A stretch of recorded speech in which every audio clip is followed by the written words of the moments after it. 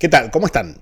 Marcus Aurelius Mausaeus o Mausaius, no lo sabemos exactamente, Carausius, mejor conocido en español como Caraucio, era un menapio, un término que en aquella época designaba a los habitantes de la costa de la Galia Bélgica sobre el Mar del Norte, independientemente de su origen étnico, que podía ser un verdadero menapio, es decir, de una antigua tribu celta, o bien, más frecuentemente, en la época que nos ocupa, un germano.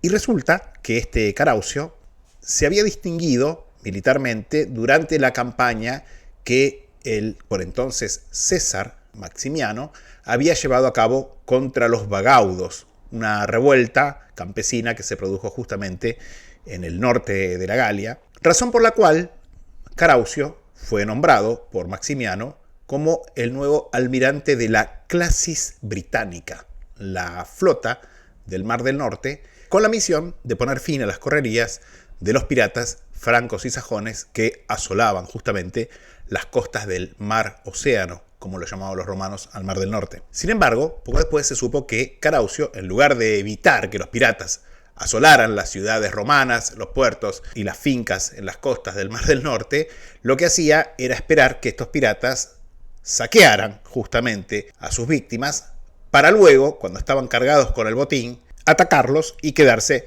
con todo el oro y sobre todo en esta zona la plata, vajillas, platería, etcétera, etcétera. Cuando Maximiano lo supo, obviamente Caraucio supo que tenía sus días contados. Sin embargo, Caraucio era un hombre de recursos y en lugar de presentarse a rendir cuentas ante el ahora coemperador Maximiano, estamos en el año 286, lo que hizo fue ensayar una huida hacia adelante. Se hizo proclamar emperador por sus tropas.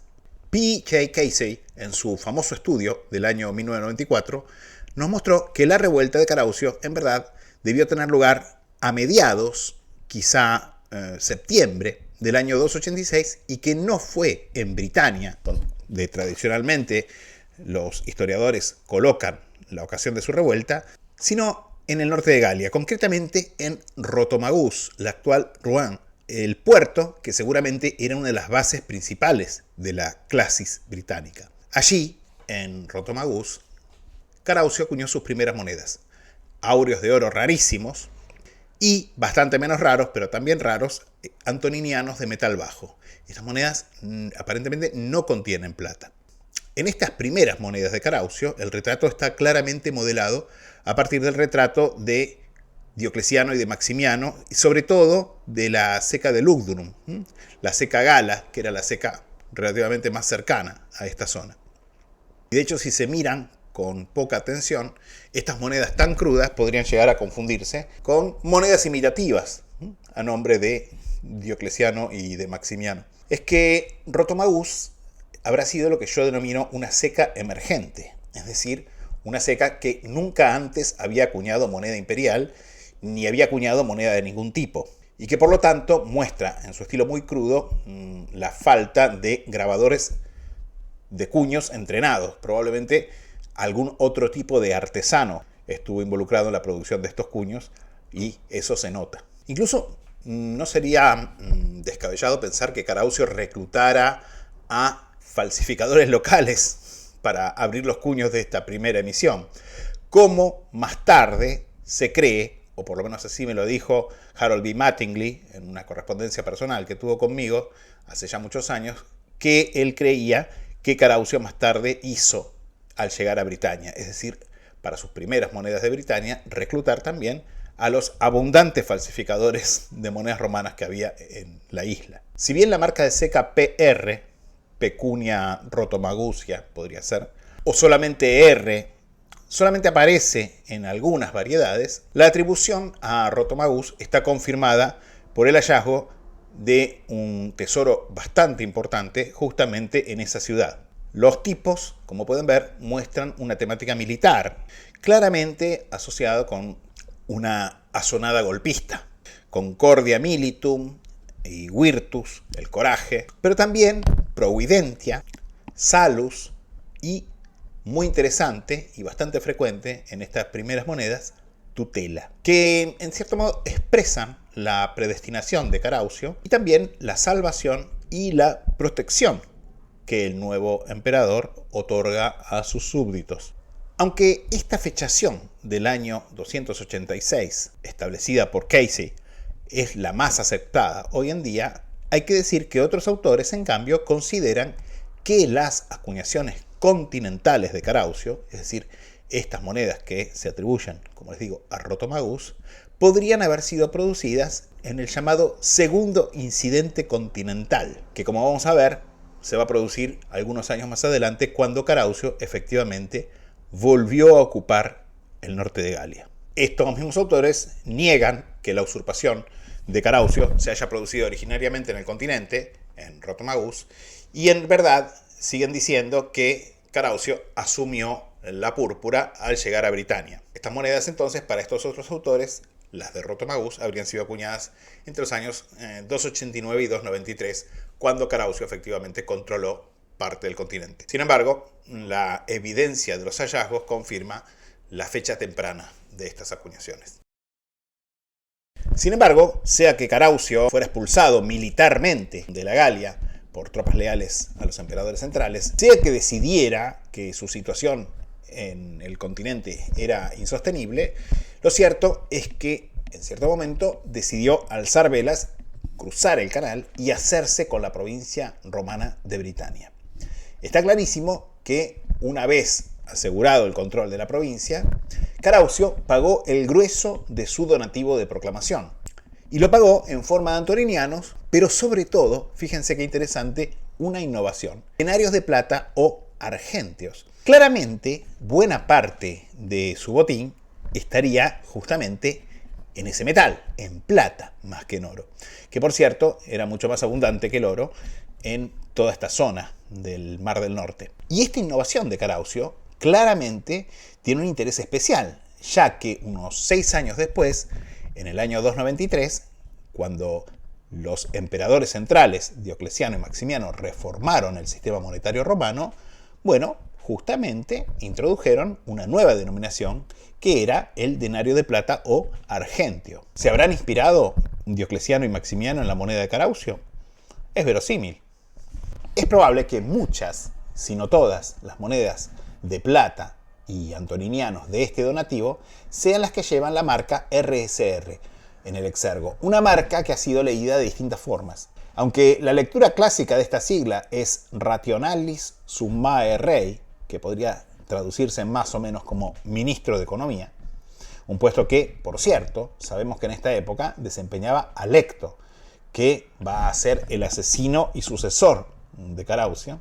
Sin embargo, un interesante artículo por Guy de la Bédoyère, comentando un medallón único de Caraucio que fue donado, creo que por un abuelo y un nieto, al Museo Británico en 1967, ha dado con una interpretación mucho más interesante. Este medallón lleva la sigla INCDA, que, como bien determinó de la Bédoyère, es una cita de Virgilio: Iam nova progenies caelo demititur alto. O sea, ya una nueva generación desciende del cielo.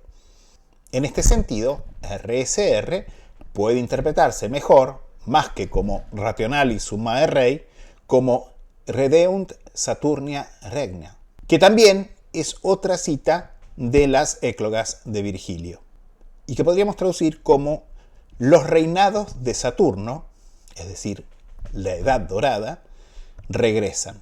Por cierto, sabemos por autores tardíos que esta era una frase ceremonial que los mandos militares exclamaban de forma ritual cuando se anunciaba o se distribuía el donativo de proclamación en oro y en plata de un nuevo emperador. En este sentido, otra frase de Virgilio, expectate veni, llega o esperado, en este caso de la Eneida, aparece también en las monedas de esta serie, claramente aplicada no en este caso a Eneas y su llegada a Italia, sino a Caraucio llegando a Britania.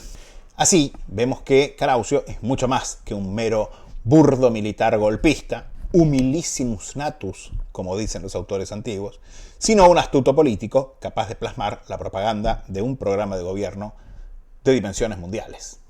La loba con los gemelos, acompañada de la leyenda Renovat Romano, también apunta a un mensaje de que Caraucio está aquí para cambiar las cosas, para renovar a los romanos.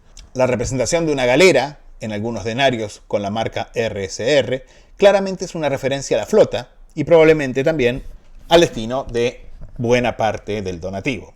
También en otros denarios vemos el busto del Oceanus, es decir, del océano, la personificación para los romanos del Mar del Norte.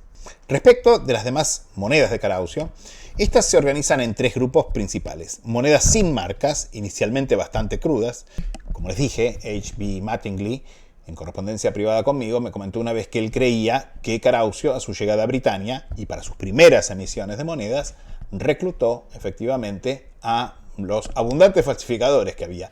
Me dijo, probablemente a los mejores de ellos. Y monedas con la marca de seca, por un lado L, ML y MLXX1, y eventualmente controles en el campo, y monedas con las marcas C, MC y SPC, y también controles en el campo. Respecto a las monedas con la primera marca, es decir, la que incluye la letra L, es obvio que se trata de la seca de Londinium, la actual Londres, que era la capital provincial, donde también se presume que se acuñaron todas o la mayor parte de las monedas con la marca RSR. En cuanto a la segunda marca, es decir, las monedas que tienen o que incluyen la C en la marca de Exergo, se han propuesto principalmente dos lugares para la ubicación de esta seca. Por un lado, Clausentium, actualmente Southampton, y más importante y más verosímil, Camulodunum, la actual Colchester, ciudad mucho más importante y que de hecho había sido también por un tiempo la capital de la provincia de Britania. Aunque no es automático suponer que una seca tiene que estar asociada con una ciudad importante, porque simplemente las secas romanas estaban allí donde había que pagar eventualmente a las tropas, y ambas localidades que se sospecha pueden ser las candidatas para la seca C, ciertamente eran bases importantes de la clasis británica, es decir, de la flota de Caraucio. Lo cierto es que una ciudad importante obviamente tiene mejores recursos para sostener una seca, y Camulodunum además era, junto con Londinium, la única otra colonia romana que había en toda la provincia de Britania. En suma, digamos que Camulodunum es la seca más probable de las monedas con la marca C y derivadas. En cuanto a las monedas sin marca, Hugh Williams, en su estudio del año 2004, propuso la atribución alternativa de ejemplares a una y otra de las secas más tarde marcadas, en base, obviamente, a asociaciones y derivaciones estilísticas. Simplemente serían monedas de las secas de Londinium y de Camulodunum más tempranas, o que, por alguna razón, siendo más tardías, omiten básicamente la seca.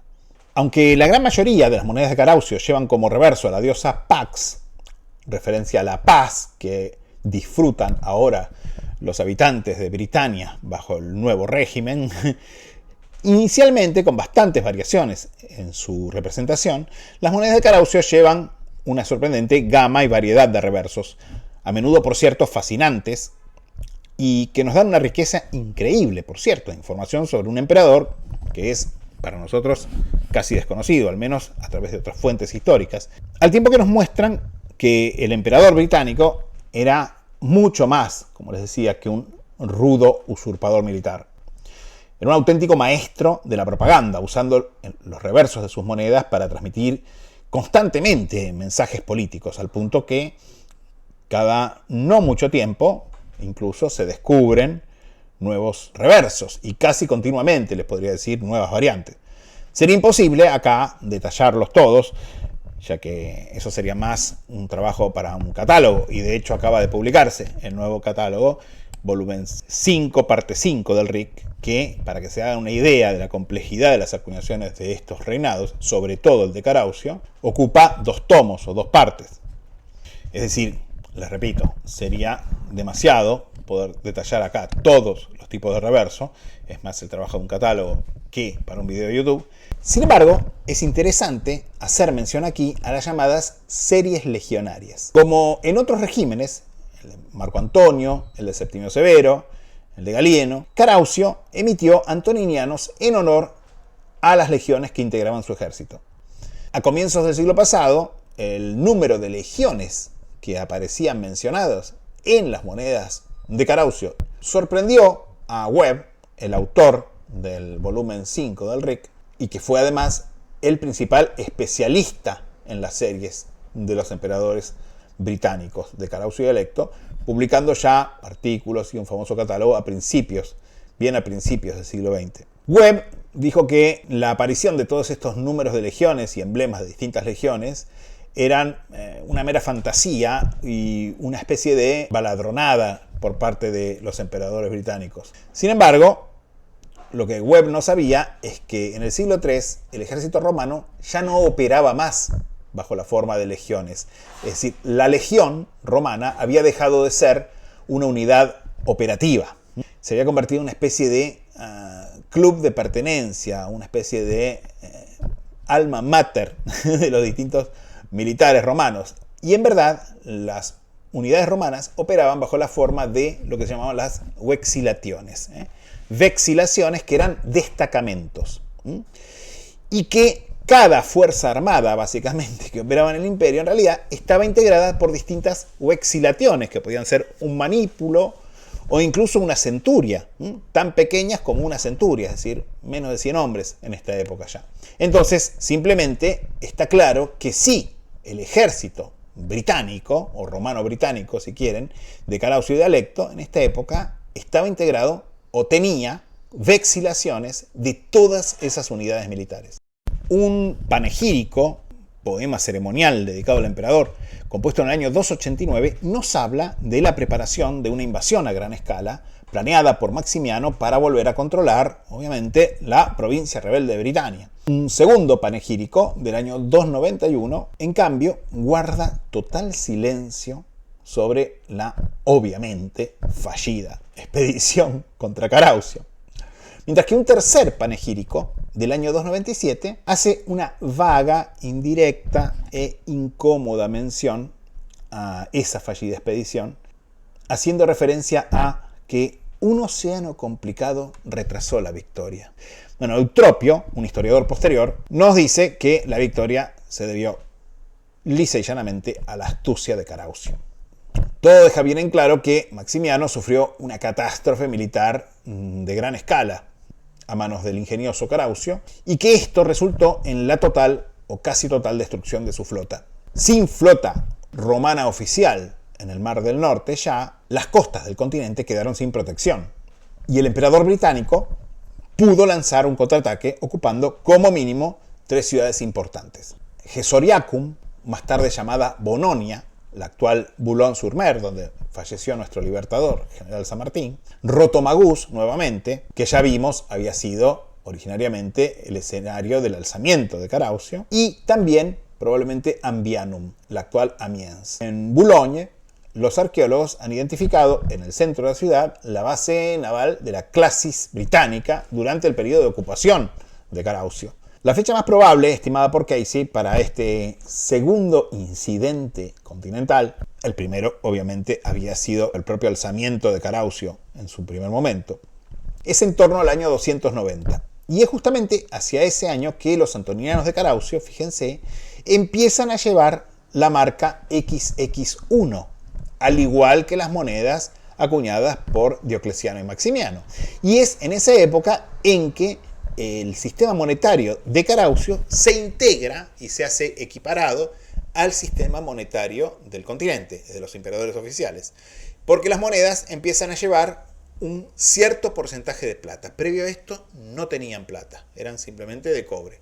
Pasan a llevar un 3% de plata, que está más o menos en consonancia con el contenido oficial de plata, que, como designa la marca, XXI, quiere decir 20 partes de cobre y una parte de plata. Esto daría un contenido teórico, digamos, de plata de 4,5%. Asimismo, en esta emisión, y a partir de este momento, Caraucio empieza a usar, es decir, agrega a su titulatura el título de Caesar, es decir, cambiando la titulatura de Imp Carausius PFAU a Imp C Carausius PFAU.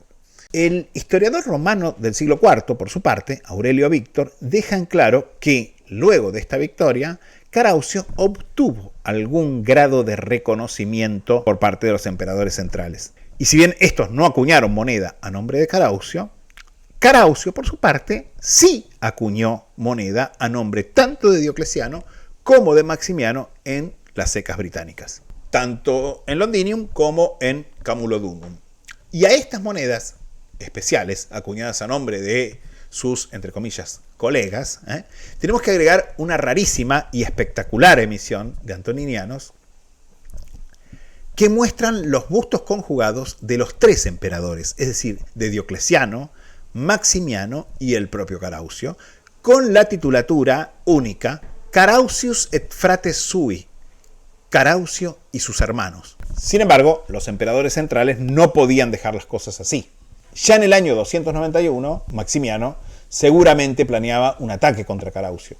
Lo sabemos porque ese año, áureos de oro, acuñados en una ceca militar especial que ha sido identificada como Iantium, que sería la actual Meaux, cerca de París, probablemente fue abierta ex profeso esta ceca para justamente la operación contra Carausio. Además, sabemos que en febrero de ese mismo año, 291, Maximiano se encontraba en esta zona.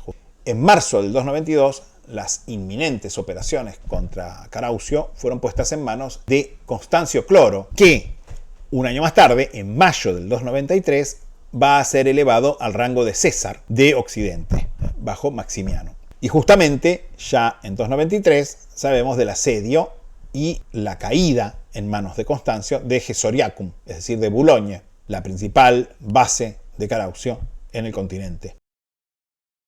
De Alecto, el sucesor de Carausio, se sabe poco y nada. Ni siquiera, fíjense, se sabe su nombre completo. De hecho, los numismáticos esperan llenar ese vacío de la historia, es decir, el nombre completo de Alecto, cuando se encuentra una moneda de ascenso al trono, lo que se denomina una moneda de ascenso al trono, que suelen traer justamente el praenomen y el nomen del nuevo emperador, aunque sea abreviados. Por su parte, los epigrafistas también esperan descubrir algún día una inscripción lapidaria, digamos, en piedra, con los mismos datos. De la misma manera que fue el caso de Carausio, que se encontró justamente una famosa piedra miliar, con su nombre escrito casi completo, la cual, fíjense cómo son las cosas, años después fue arrancada, vuelta a grabar en el otro extremo a nombre de Constantino César, entre los años 306 y 307, y luego vuelta a instalar al revés. Lo único que sabemos de Alecto es lo que nos dice Aurelio Víctor, que nos cuenta que Alecto era el ministro de Economía, un rationalis summae rei de Carausio, razón por la cual, hasta fecha reciente, como les dije, se interpretaban las letras RSR como, entre comillas, la firma de Alecto en las monedas de Carausio, ya que era el cargo que, según Aurelio Víctor, Alecto tenía bajo Carausio. Eutropio, por su parte, se refiere a Alecto como el aliado de Carausio, dando a entender casi un pie de igualdad entre ambos, una relación próxima o en todo caso incluso un estatus cercano, ¿no? Cabe poca duda que la derrota de Carausio por parte del César Constancio y la pérdida de las posesiones continentales, en parte o en todo, con el contraataque romano, resultó en un importante desprestigio para Carausio, acelerando su caída. En medio de una crisis de popularidad, obviamente, en cierto momento, Alecto procedió a conspirar contra él y asesinarlo y ocupar su lugar. Aunque la historiografía británica clásica tiende a considerar a Carausio como un hombre muy habilidoso, un héroe, además, fundador de la Royal Navy en su versión primitiva, digamos, el primer emperador británico, nada menos, Alecto, básicamente, poco menos que lo tiran a la papelera de reciclaje, digamos, como un personaje menor, traicionero, personaje oscuro y un inútil que, digamos, no pudo mantener el poder de la misma manera que lo había mantenido e incrementado en su momento también Carausio. Pero la realidad es que Alecto no parece haber sido ningún fracasado. Parece haber sido un personaje también de muchos recursos, parece haber sido una figura importante ya en época de Caraucio, y también podemos decir que su golpe de estado y su reemplazar a Caraucio parece haber contado con bastante apoyo. Siguió gobernando durante 3 años, efectivamente, y además, lejos de que sus súbditos estuvieran entregados, sabemos perfectamente que las tropas bajo el mando de Alecto, la flota, sus tropas e incluso la población lo apoyaban bastante y pelearon con bastante fiereza defendiéndolo durante la invasión final por parte de las fuerzas imperiales centrales. De hecho, bueno, el régimen se va a prolongar 3 años más. Efectivamente, Alecto va a seguir gobernando 3 años más. Además, fíjense que la historia monetaria que conocemos a través de sus monedas exclusivamente confirman que, evidentemente, Alecto no era una persona mediocre, ni mucho menos, sino que incluso realizó una reforma monetaria.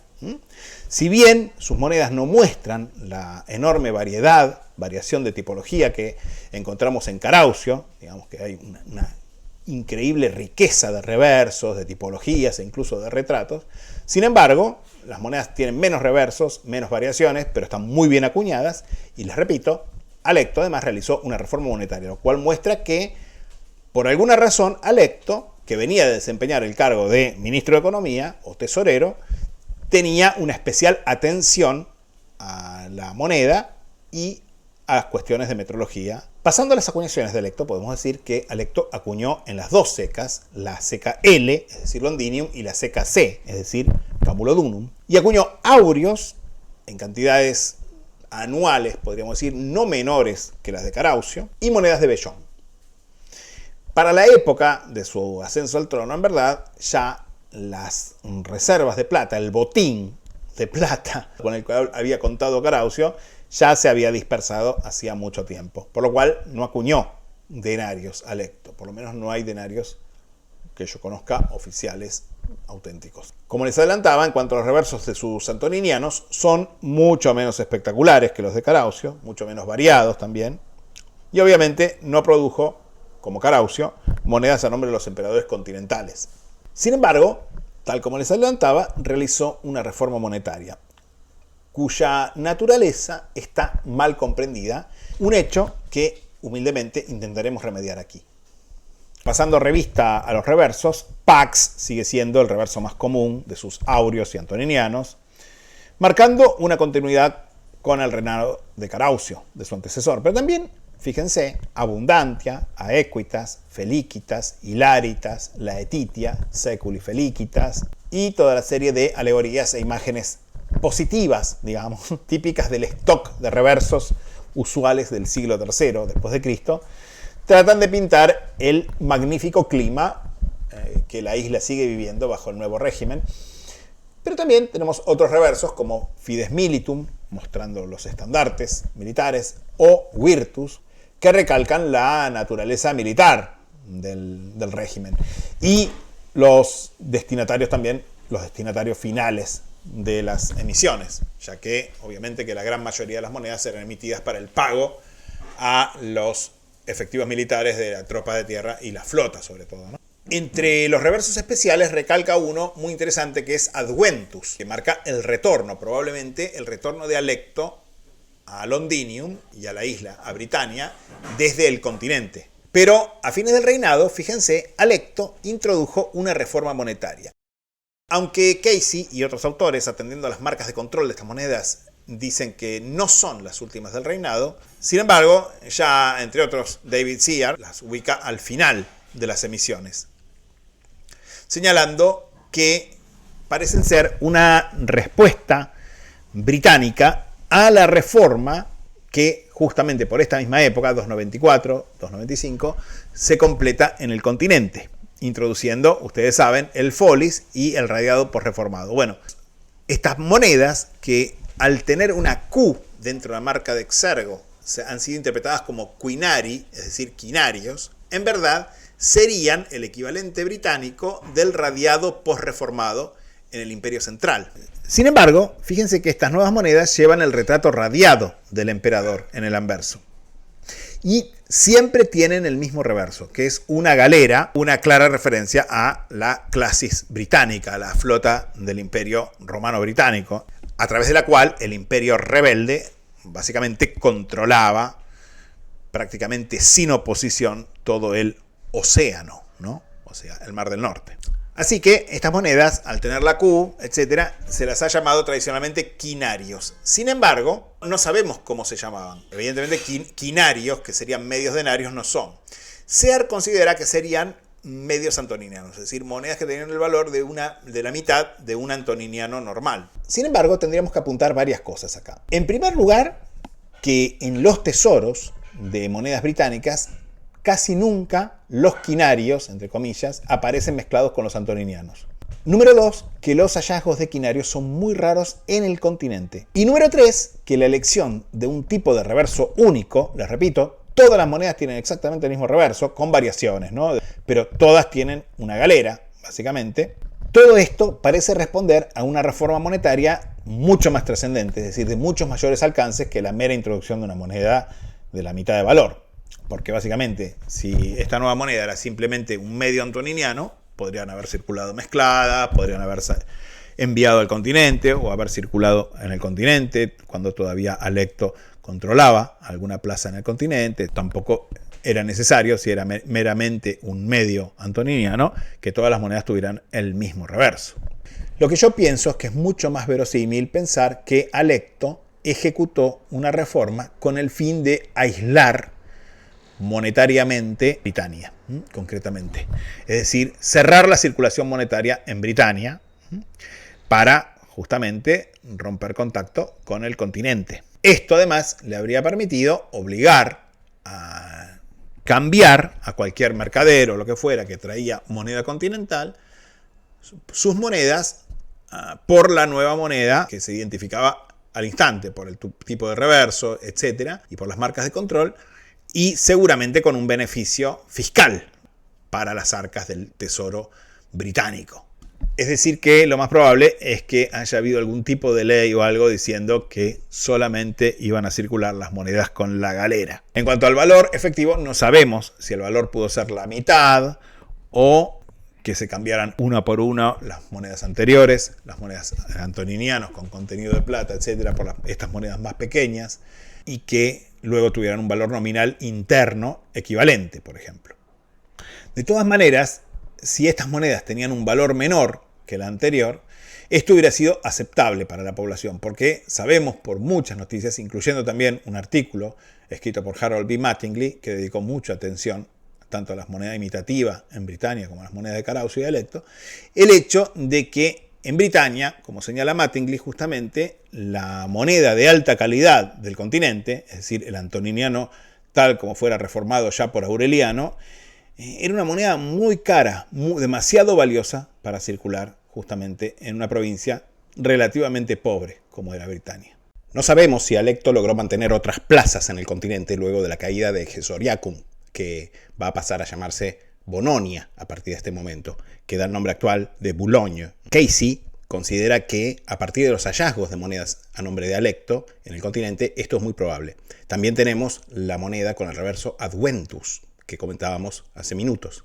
También sabemos que Constancio tardó más de 2 años, quizá 3 años, en preparar una flota para la invasión final de Britania y poner fin al régimen, entre comillas, pirata, como lo llaman los panegíricos, de Alecto. Ese tiempo de 3 años nos parece bastante excesivo comparado con otras noticias de construcciones de flotas de invasión que generalmente demoraban bastante menos, con lo cual no se descarta que haya habido otras operaciones en el continente previas al lanzamiento final de la campaña sobre Britania. Pero la flota, concretamente 2 flotas, fueron finalmente construidas y zarparon en septiembre del año 296.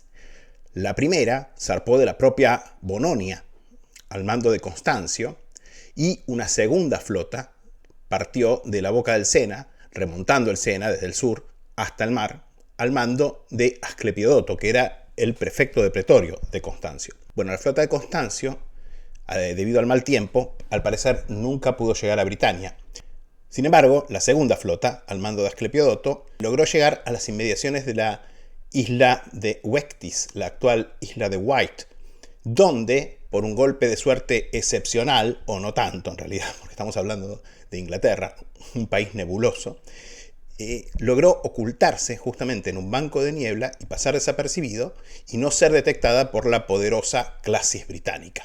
Obviamente que un choque con la flota de Alecto podría haber sido desastroso para la flota invasora. De esta manera lograron desembarcar y Alecto, alertado del desembarco de las tropas oficialistas, acudió justamente con las tropas que tenía a mano a frenar la invasión. El choque resultó en una batalla que nos imaginamos fue feroz y desesperada.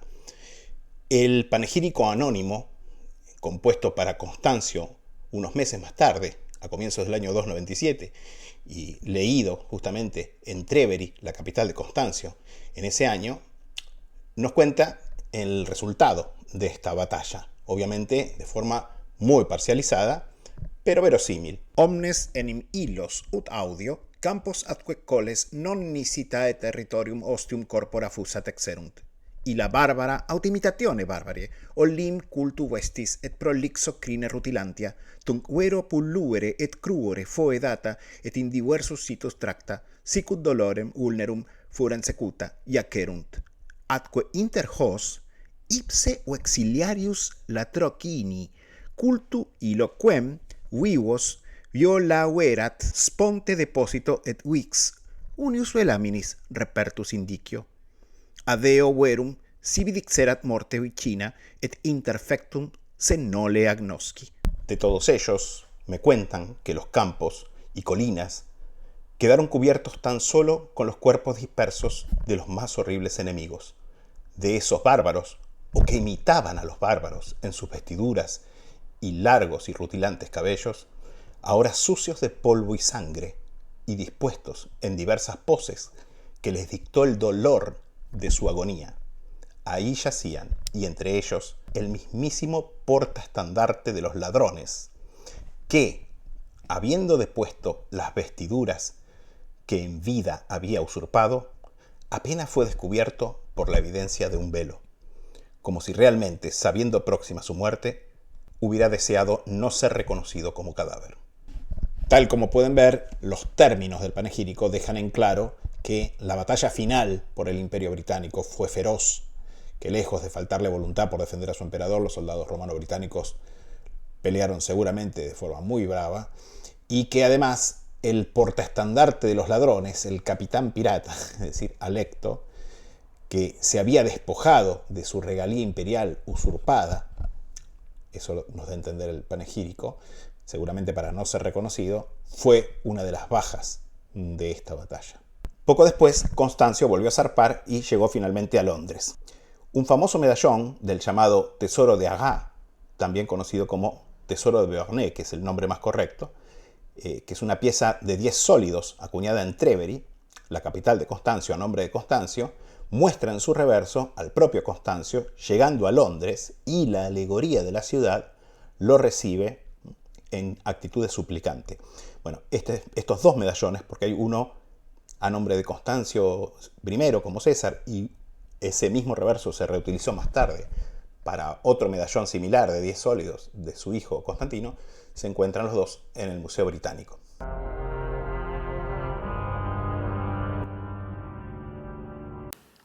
Y para concluir, digamos que quizá un poco por la típica inercia de la administración romana, inercia burocrática, como ha sido llamada, quizá también un poco para integrar la provincia rebelde de Britania al nuevo sistema monetario imperial unificado, introducido por Diocleciano, Maximiano y sus césares en el continente, la Seca de Londinium continuó produciendo monedas, acuñando, a partir de la Reconquista, el folis, o numus, la moneda grande de Bellón, laureada, de la cual podemos ver acá monedas a nombre de los 4 tetrarcas de una de las primeras emisiones. Fíjense que, cosa notable, la Seca de Londinium pierde rápidamente su marca y son los únicos foles del tipo normal, con el genio en el reverso,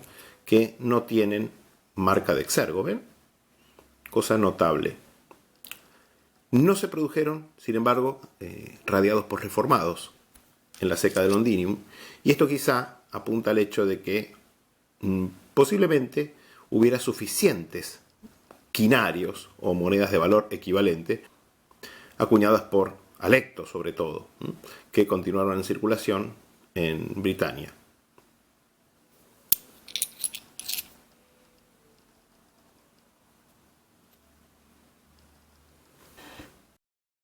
Hablamos de los hallazgos de monedas de Caraucio en el continente y concretamente muchos se preguntarán si las monedas de Caraucio circularon también en Hispania.